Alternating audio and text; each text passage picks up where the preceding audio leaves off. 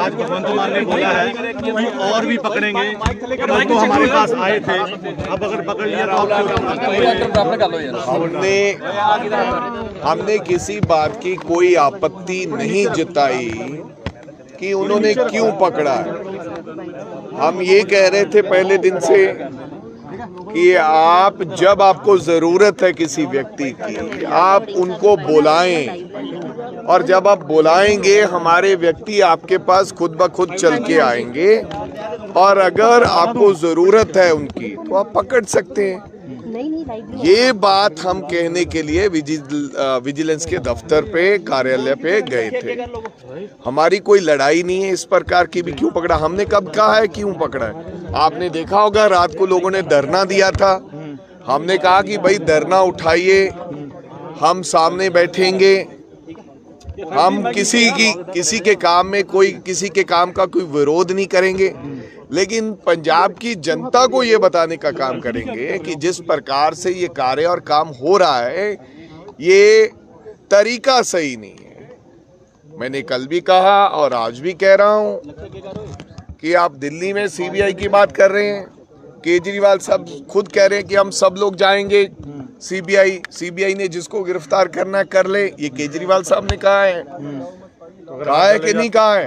और उनको हम भी ऐसे गए हैं, उनके रेड हुआ है, एफआईआर दर्ज हुई है। यहाँ आशु जी का नाम तो एफआईआर में था ही नहीं, पहले पकड़ते हैं फिर एफआईआर में नामजद करते हैं, पकड़ लिया नहीं पकड़ते हैं फिर नामजद करते हैं। उन्होंने एफआईआर किया, रेड किया, अभी तक बुलाया नहीं, सम्मन जारी होंगे, जब बुलाएंगे प्रक्रिया फॉलो करेंगे।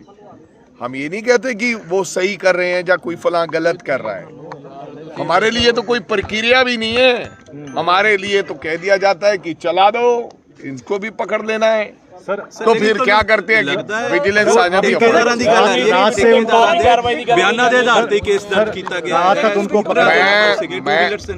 मैं थानू बेनती करनी चाहना है और मैं थानू विस्तार पूर्वक ये दस दिया।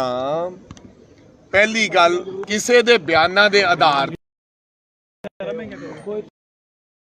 अगर कोई होके ये नया रीति रिवाज ना पाइए कि फलां बंदे ने बयान दिता है, फलां बंदे ने बयान दिता है कि फलां बंदे नूं मैं पैसे दिते, तुसी पर्चा दर्ज करता कोई भी व्यक्ति, फिर मैं कह देना कि फलां व्यक्ति नूं अज मैं जी न्यूज़ वाला मेरे तो पैसे ले गया।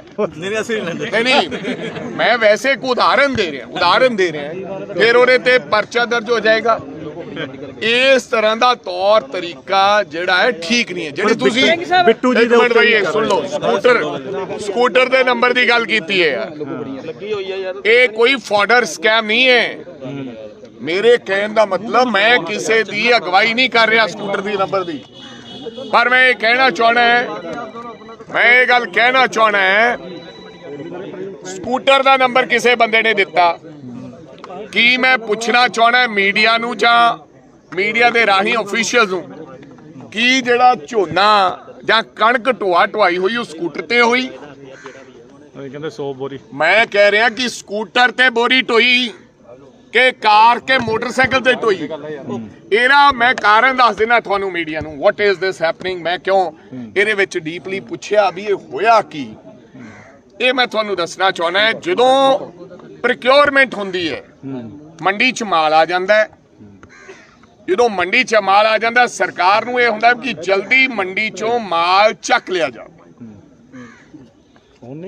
तुसी कई बारी चैनल्स से चलाउने हो कि ट्रैक्टर चक रहे ने मंडियां चों माल, हाई कोर्ट की पाबंदी दे बाद बावजूद भी ट्रक नहीं चक रहे, ट्रैक्टर चक रहे ने। ये तुसी कहने हो, आप तुसी पंजाब दे बहुत सारे जिहड़े ट्रैक्टर है उन्हां दे नंबर नहीं है, क्योंकि बहुत पुराना 50,000 का टुटिया ट्रैक्टर हुंदा, किते ट्राली हुंदी है। मैं किसी ने पूछा भी ये होया क्यों, जिहड़ा गेट पास कटना है, वो गेट पास एक इंस्पैक्टर ने थल्लड़े, पता नहीं इंस्पैक्टर या कोई होर लैवल का बंदा जिहड़ा मंडी च मौजूद हुंदा वो गेट पास कटदा है। और कई बारी हुंदा है कि जिहड़ा कंट्रैक्ट बेसिस ते, क्योंकि ਮੰਡੀਆਂ ਜ਼ਿਆਦੇ ਹੁੰਦੀਆਂ, ਸਟਾਫ ਉਹਨਾਂ ਘੱਟ ਹੈ। ਇੱਕ ਵਿਅਕਤੀ ਕੋਲੇ 15 ਮੰਡੀਆਂ ਕਹਿ ਦਿੰਦੇ ਆ, ਮੰਡੀਆਂ ਉਨੀਆਂ ਉਹ ਪਹੁੰਚ ਨਹੀਂ ਕਰ ਸਕਦਾ, ਤਾਂ ਕੰਟਰੈਕਟ ਬੇਸਿਸ ਤੇ ਡਿਪਾਰਟਮੈਂਟ ਆਡਾ ਡਿਪਾਰਟਮੈਂਟ ਡੇਢ 2 ਮਹੀਨੇ ਵਾਸਤੇ ਬੰਦੇ ਰੱਖ ਲੈਂਦਾ। ਫਿਰ ਉਹਨਾਂ ਤੇ ਵੱਖਰੀ ਲਿਖਾਈ ਵੀ ਹੋਏਗੀ ਗੇਟ ਪਾਸਾਂ ਤੇ, ਇੱਕ ਬੰਦੇ ਦੀ ਲਿਖਾਈ ਹੋਣੀ ਚਾਹੀਦੀ ਹੈ। ਜਦੋਂ ਟਰੈਕਟਰ ਲੋਡ ਹੋ ਗਿਆ ਗੇਟ ਪਾਸ ਬੁੱਕ ਤੇ, ਉਹ ਆ ਕੇ ਕਹਿ ਦਿੰਦਾ ਜੀ ਮੇਰਾ ਟਰੈਕਟਰ ਲੋਡ ਹੋ ਗਿਆ, ਉੱਥੇ ਹੀ ਬੈਠਾ ਉਹ ਨੰਬਰ ਲਿਖਾ ਦਿੰਦਾ ਵੀ ਆਹ ਨੰਬਰ ਹੈ ਜੀ ਤੇ ਮੈਨੂੰ ਦਿਓ ਗੇਟ ਪਾਸ, ਮੈਂ ਜਾਵਾਂ। ਉਹਦੇ 'ਚ ਮਾਲ ਲੱਦਿਆ ਹੁੰਦਾ। ਮਾਲ ਮੈਨੂੰ ਲੱਗਦਾ ਜਿਹੜੀ ਫੂਡ ਐਂਡ ਸਿਵਲ ਸਪਲਾਈ ਹੈ ਕੁਆਂਟਲਾਂ ਦੇ ਜਾਂ ਬੋਰੀ ਦੇ ਹਿਸਾਬ ਨਾਲ ਪੈਸੇ ਦਿੰਦੀ ਹੈ, ਉਹ ਫਿਰ ਉਹ ਮਾਲ ਚੱਕਦਾ ਹੈ, ਸਰਕਾਰ ਦਾ ਮਾਲ ਚੱਕਦਾ ਹੈ। ਸਰਕਾਰ ਦੇ ਮਾਲ ਵਾਸਤੇ ਟੈਂਡਰ ਹੋਇਆ ਨਾ, ਤੇ ਸਰਕਾਰ ਦਾ ਮਾਲ ਚੱਕਦਾ ਹੈ ਤੇ ਉਹ ਜਾ ਕੇ ਸ਼ੈਲਰ ਲੈ ਜਾਂਦਾ ਹੈ। ਸ਼ੈਲਰ ਲੈ ਜਾਂਦਾ ਹੈ। ਜਦੋਂ ਸ਼ੈਲਰ ਲੈ ਜਾਂਦਾ ਹੈ, ਉੱਥੇ ਸ਼ੈਲਰ ਦਾ ਮਾਲਕ ਗਿਣਤੀ ਕਰਕੇ ਉਹ ਮਾਲ ਦੀ ਵਾਪਸੀ ਚਿੱਟਾਂ ਉਹਨੂੰ ਦੱਸ ਦਿੰਦਾ, ਰਿਸੀਵਿੰਗ ਦੇ ਦਿੰਦਾ ਵੀ ਇੰਨਾ ਮਾਲ ਸਾਡੇ ਕੋਲੇ ਆ ਗਿਆ। ਫਿਰ ਉਸ ਠੇਕੇਦਾਰ ਨੂੰ ਸਰਕਾਰ ਉਹਨਾਂ ਚਿੱਟਾਂ ਦੇ ਮੁਤਾਬਕ ਕਿ ਇੰਨਾ ਮਾਲ ਤੂੰ ਢੋਤਾ, ਤੈਨੂੰ ਪੈਸੇ ਇੰਨੇ ਤੇਰੇ ਬਣ ਗਏ, ਇਸ ਭਾਅ ਨਾਲ ਅਸੀਂ ਇਹਨੂੰ ਤੈਨੂੰ ਪੈਸੇ ਦੇਤੇ। ਫਿਰ ਸਰਦਾਰ ਸਾਹਿਬ 2 ਮਿੰਟ ਚੁੱਪ ਦਾ ਦਾਨ ਬਖਸ਼ੋਗੇ।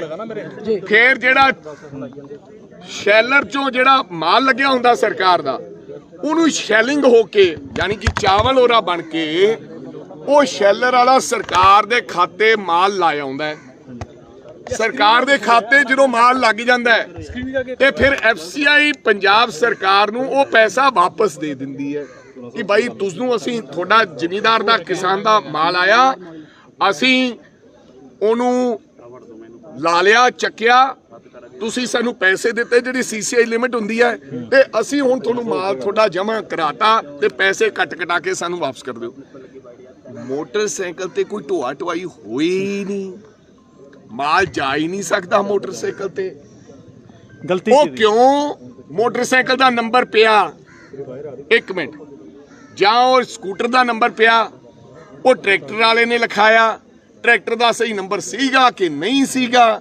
ਜਿਵੇਂ ਮੈਂ ਤੁਹਾਨੂੰ ਕਿਹਾ ਕਿ ਅੱਜ ਕੱਲ ਪੰਜਾਬ ਦੇ ਅੰਦਰ ਜਿਹੜੇ ਕਿਸਾਨਾਂ ਦੇ ਟਰੈਕਟਰ ਹੈ ਉਹਨਾਂ ਦੀਆਂ ਸਾਰਿਆਂ ਦੀਆਂ ਰਜਿਸਟ੍ਰੇਸ਼ਨ ਨਹੀਂ ਹਨ। ਜਿਹੜੇ ਪੁਰਾਣੇ ਟਰੈਕਟਰ ਹੈ, ਐਸੇ ਬਥੇਰੇ ਟਰੈਕਟਰ ਨੇ ਜਿਨ੍ਹਾਂ ਦੀਆਂ ਕੋਈ ਰਜਿਸਟ੍ਰੇਸ਼ਨ ਹੀ ਨਹੀਂ। ਉਹ ਫਿਰ ਜੋ ਲਿਖਾ ਦਿੰਦੇ ਉਹ ਨੰਬਰ ਲਿਖ ਲਿਆ, ਉਹ ਜ਼ਿੰਮੇਵਾਰੀ ਟਰੈਕਟਰ ਦੇ ਨੰਬਰ ਦੀ। ਯਾਰ ਮੈਂ ਮੀਡੀਆ ਰਾਹੀਂ ਪੁੱਛਣਾ ਚਾਹੁੰਦਾ ਸਰਕਾਰ ਦੀ ਕਿ ਇੱਕ ਕੈਬਨਿਟ ਮੰਤਰੀ ਦੀ ਜ਼ਿੰਮੇਵਾਰੀ ਹੈਗੀ ਆ ਕਿ ਉਹ ਜਾ ਕੇ ਟਰੈਕਟਰ ਦਾ ਨੰਬਰ ਚੈੱਕ ਕਰੇ। ਜੇ ਤਾਂ ਇਹ ਜ਼ਿੰਮੇਵਾਰੀ ਸਾਡੇ ਮੰਤਰੀ ਦੀ ਹੈ ਤਾਂ ਕੋਈ ਗੱਲ ਨਹੀਂ ਭਾਈ, ਪਰਮਾਤਮਾ ਤੁਹਾਨੂੰ ਚੜ੍ਹਦੀ ਕਲਾ ਰੱਖੇ, ਤੁਸੀਂ ਸਾਡਾ ਬੰਦਾ ਫੜ ਲਿਆ ਹੈ। ਵੜਿੰਗ ਸਾਹਿਬ 1 ਮਿੰਟ ਮੈਡਮ, ਮੈਨੂੰ ਗੱਲ ਪੂਰੀ ਕਰ ਲੈਣ ਦਿਓ। ਜੇ ਉਹਦੀ ਜ਼ਿੰਮੇਵਾਰੀ ਨਹੀਂ ਹੈ, ਤੁਸੀਂ ਠੇਕੇਦਾਰ ਫੜਿਆ ਤੇ ਠੇਕੇਦਾਰ ਨੇ ਤੁਸੀਂ ਕਹਿੰਦੇ ਹੋ ਵੀ ਇਹਨਾਂ ਨੇ ਨਾਂ ਲੈ ਤੇ ਉਹਦਾ ਕੋਈ ਸਬੂਤ ਪੈਸੇ ਦਿੱਤੇ ਦਾ, ਪੈਸੇ ਨਗਦ ਦਿੱਤੇ, ਕੋਈ ਟ੍ਰਾਂਜੈਕਸ਼ਨ ਹੈ, ਫਲਾਂ ਹੈ। ਵੈਸੇ ਤਾਂ ਅਕਸਰ ਹੀ ਕਿਹਾ ਜਾਂਦਾ ਕਿ ਫਲਾਂ ਪ੍ਰਾਪਰਟੀ ਫਲਾਣੇ ਬੰਦੇ ਦੀ ਹੈ, ਫਲਾਂ ਪ੍ਰਾਪਰਟੀ ਫਲਾਣੇ ਬੰਦੇ ਦੀ ਹੈ, ਫਲਾਂ। ਜਿੰਨਾ ਚਿਰ ਕਾਗਜ਼ੀ ਪੱਤਰੀ ਕੋਈ ਚੀਜ਼ ਨਹੀਂ ਹੈ, ਤੁਸੀਂ ਕਾਨੂੰਨ ਦੇ ਸਾਹਮਣੇ ਕਿੱਦਾਂ ਸਾਬਿਤ ਕਰੋਗੇ ਕਿ ਇਹ ਫਲਾਣੇ ਨੂੰ ਪੈਸੇ ਦਿੱਤੇ, ਕਾਰੇ ਚੈੱਕ ਨਾ ਦਿੱਤੇ, ਕਾਰੇ ਨਾਲ ਪੈਸੇ ਦਿੱਤੇ? ਉਸ ਵੇਲੇ ਦੀ ਕੋਈ ਵੀਡੀਓ ਹੈ, ਕੋਈ ਵੌਇਸ ਨੋਟ ਹੈ ਵੀ ਮੈਂ ਫਲਾ ਸਮਝਦੀ ਹੈ।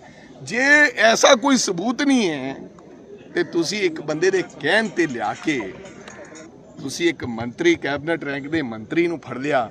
ਇਸੇ ਕਰਕੇ ਮੈਂ ਕਹਿੰਦਾ ਪ੍ਰਕਿਰਿਆ ਚੰਗੀ ਨਹੀਂ ਹੈ। ਤਾਂ ਕੱਲ ਨੂੰ ਕੋਈ ਵੀ ਵਿਅਕਤੀ ਖੜਾ ਹੋ ਕੇ ਕਿਸੇ ਦੇ ਖਿਲਾਫ ਵੀ ਕੋਈ वड़िंग साहब उस तो बाद जब बिट्टू जी को भी वड़िंग साहब बिट्टू जी के ऊपर भी FIR करने जा रही है सरकार। मैं आपको ये कहना चाहता हूँ, दिल्ली की बात भी, मैं किसी एजेंसी को ये नहीं कहना चाहता कि वो जायज काम कर रहे हैं।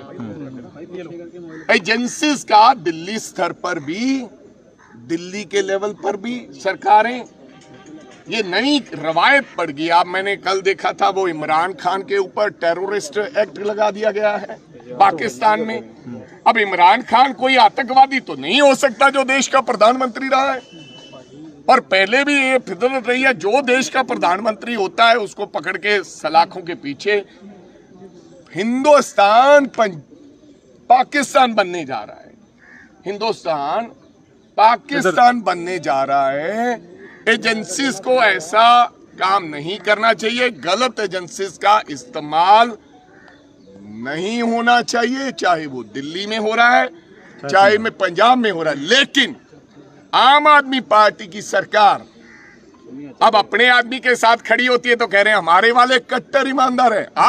आप बिल्कुल हम नहीं आएंगे, हम यहाँ पर उनके साथ देने के लिए नहीं आएंगे। हम प्रदर्शन नहीं कर रहे, हम विरोध नहीं कर रहे, हम विजिलेंस के काम में किसी प्रकार का विघन नहीं डाल रहे, वो नहीं कर रहे। उत्थे तो वो कहते भी साडे वाले कट्टर ईमानदार है, असी सारे नाल जावांगे।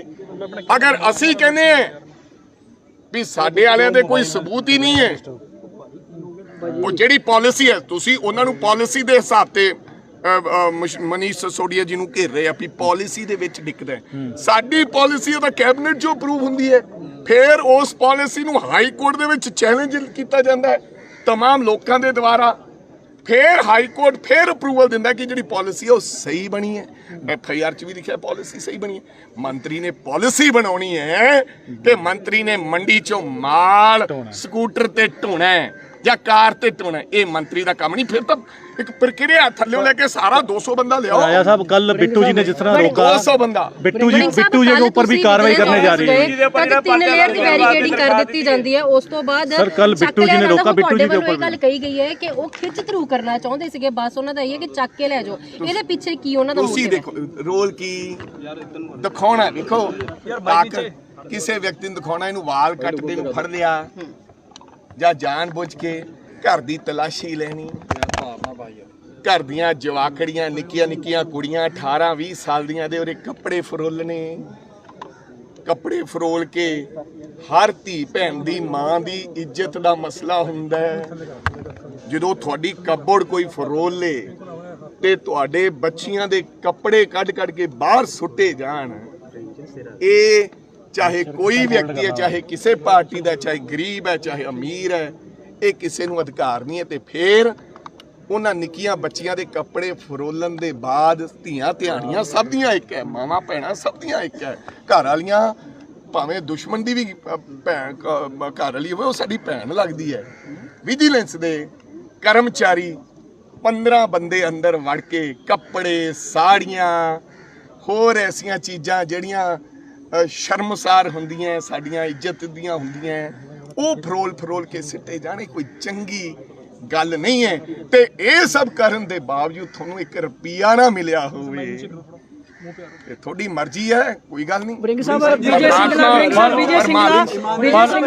वड़िंग साहब बिट्टू जी ने जिस तरह से रोका था, बिट्टू जी के ऊपर कार्रवाई करने के लिए लिखा गया है। विजय सिंगला खिलाफ कोई सबूत नहीं हाल तक सरकार पेश कर पाई कि यार मैं कह रहे हैं अल्टीमेटली ਇਹਨਾਂ ਗੱਲਾਂ 'ਚ ਕੋਈ ਦਮ ਨਹੀਂ ਰਹਿਣਾ। 2G ਸਕੈਮ ਹੋਇਆ ਸੀ, 2 ਲੱਖ ਕਰੋੜ ਰੁਪਏ ਦਾ ਘਪਲਾ। ਮੈਨੂੰ ਲੱਗਦਾ ਤੁਸੀਂ 25-30 ਪੱਤਰਕਾਰ ਖੜੇ ਹੋ, ਮੈਨੂੰ ਦੱਸ ਦਿਓ ਤੁਹਾਨੂੰ ਕਿਸੇ ਨੂੰ ਨੌਲੇਜ ਹੈਗੀ ਹੈ 2G ਸਕੈਮ ਬਾਰੇ?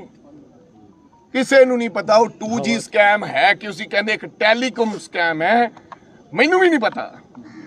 ਪਰ ਉਹ ਚੱਲਿਆ ਕਿ 2 ਲੱਖ ਕਰੋੜ ਰੁਪਏ ਦਾ ਘਪਲਾ ਚਲਾਤਾ CBI। ਅੰਤ ਕੀ ਹੋਇਆ? 6 ਮਹੀਨੇ ਉਹ ਕਾਨੂੰਨੀ ਮੂਜੀ ਤੇ ਉਹ ਇਹ ਰਾਜਾ ਅੰਦਰ ਵੀ ਰਹਿ ਕੇ ਆਏ, ਲੇਕਿਨ ਬਾਈ ਇੱਜ਼ਤ ਬਰੀ ਕਰ ਦਿੱਤਾ ਗਿਆ। ਅੱਜ ਫੇਰ ਉਸੇ DMK ਦੀ ਸਰਕਾਰ ਤਮਿਲਨਾਡੂ 'ਚ ਬਣੀ।